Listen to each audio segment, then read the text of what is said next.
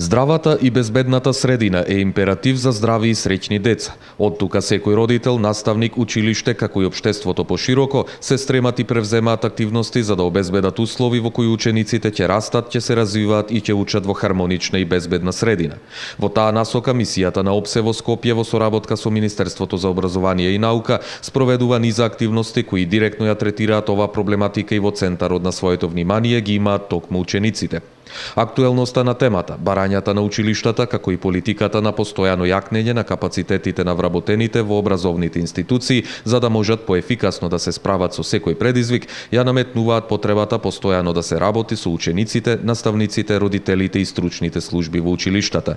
Нивната цел е подобрување на работната клима, намалување на секако вид насилство, како и подобрување на односите меѓу сите субјекти во училиштето.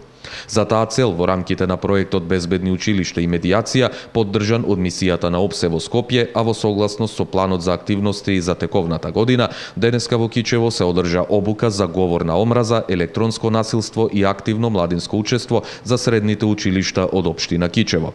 Обуката е наменета за членовите од училишните тимови за безбедност и други представници на стручната служба од самите училишта, како и представници од секторот за образование од општина Кичево.